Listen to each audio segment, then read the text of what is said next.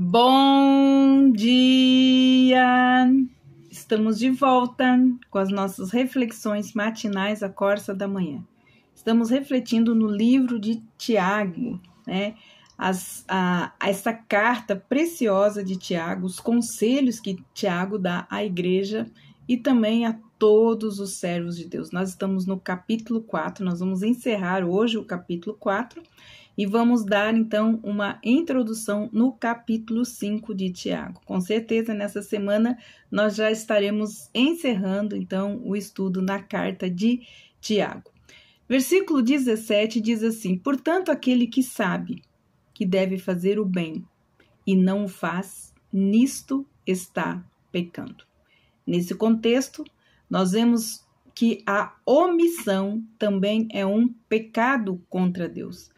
E a omissão, ela pode se manifestar de várias formas e de várias maneiras. Nesse contexto de Tiago, que ele fala que quando nós não levamos a Deus em consideração em todos os aspectos da nossa vida, se nós não vivemos em total dependência dele em cada momento da nossa vida, nós estamos praticando, então, um pecado chamado omissão.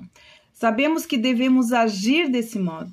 Se nós não estamos fazendo, nós pecamos claramente. E é evidente que esse princípio ele tem coisas mais amplas, né?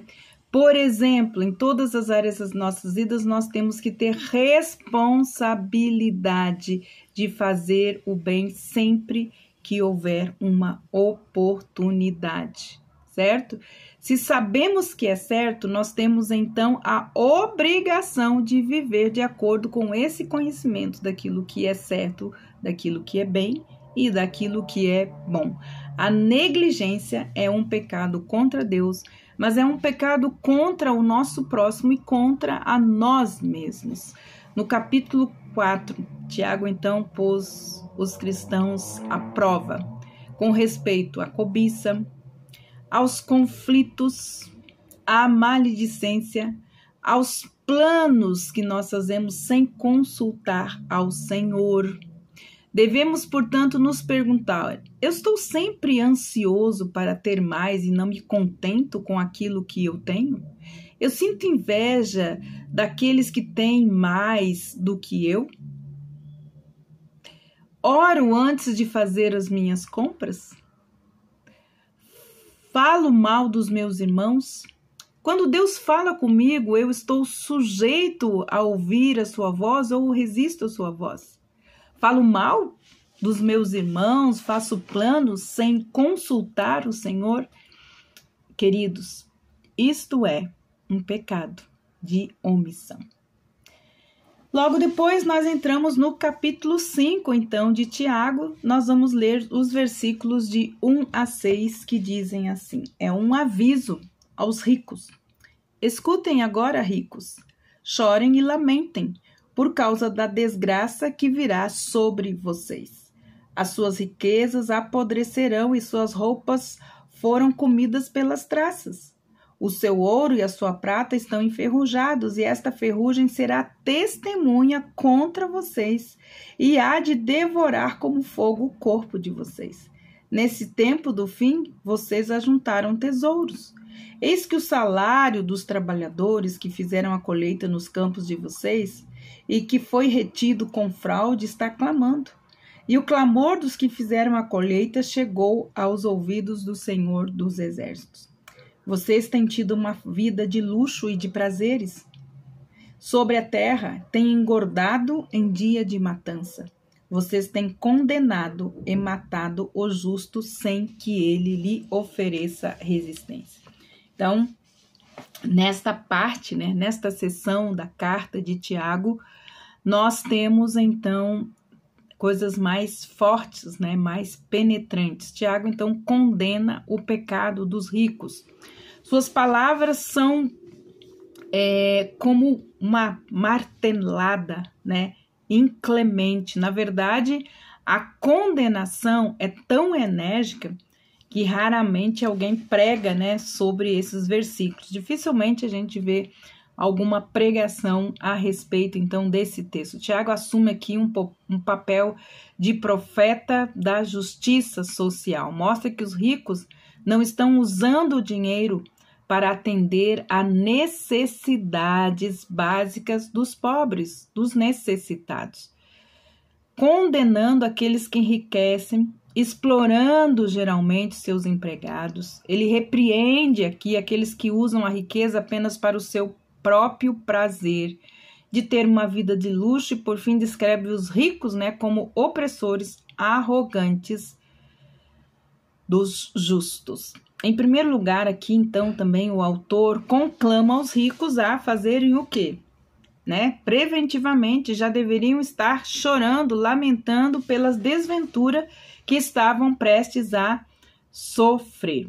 Em breve eles se encontrariam com Deus, como todos vão se encontrar com Deus, e eles se encheriam de vergonha e remorso. Veriam que tinham sido mordomos infiéis e chorariam por todas as oportunidades que eles perderam de fazer o bem ao seu próximo. Então, lamentariam a cobiça e o egoísmo, seriam convencidos, né, diante de Deus das injustiças que haviam cometido, principalmente contra os seus empregados. Veriam a pecaminosidade de buscar, né, a segurança nos bens materiais e não no Senhor. Derramariam então lágrimas amargas pelo modo desenfreado com que haviam satisfeito seus desejos, seus prazeres.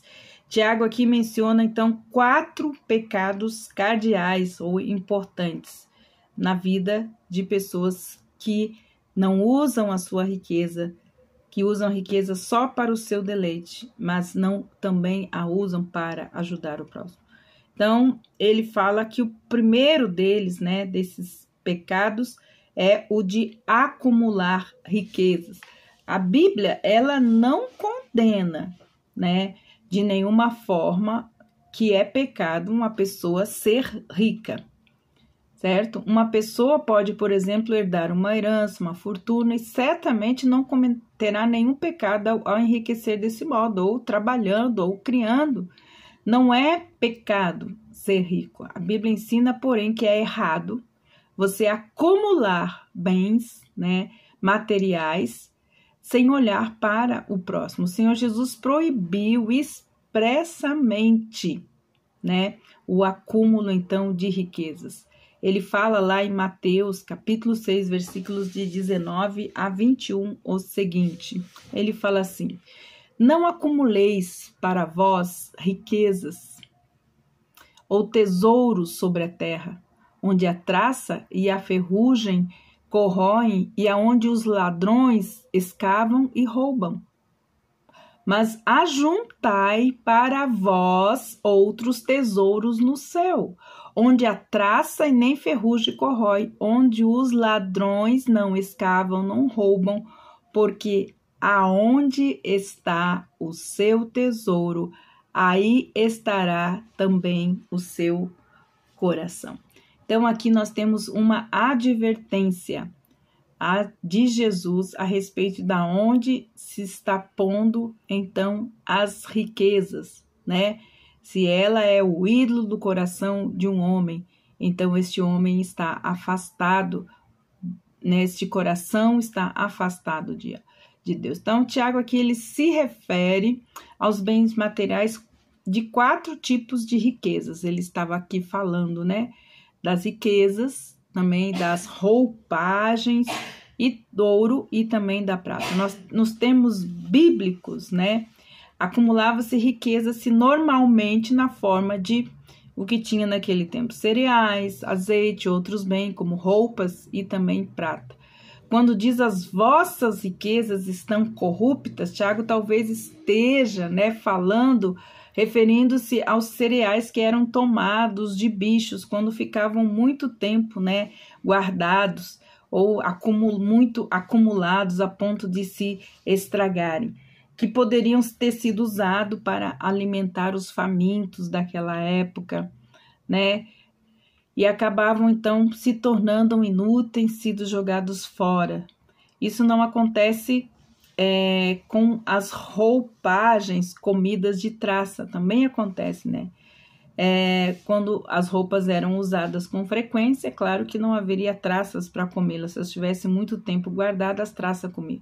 Mas um armário abarrotado de roupas que são usadas raramente é um lugar propício para as traças. Tiago considera normalmente errado acumular também roupas desse modo, quando há tanta gente muito necessitada pelo mundo afora. E Tiago, então, ele prossegue dizendo: o vosso ouro e a vossa prata foram gastos de ferrugem, a sua ferrugem há de ser, então, o testemunho contra vós mesmo, e há de devorar com fogo as vossas carnes. Amanhã a gente fala mais diretamente sobre esse assunto. Mas o importante nós guardarmos hoje em nossos corações se sabemos que devemos fazer o bem, que nós possamos fazer. Não vamos nos omitir.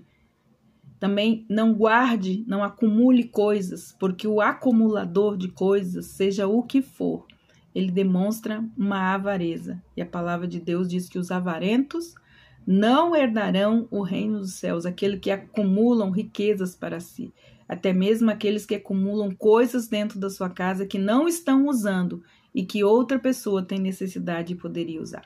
Então pense bem, se você pode fazer o bem, está vendo alguém necessitado ao seu redor, abre seus armários, abre o seu guarda-roupa, abra, aquilo que você pode ajudar alguém, algum necessitado. Com certeza, sempre há pessoas necessitadas ao nosso redor.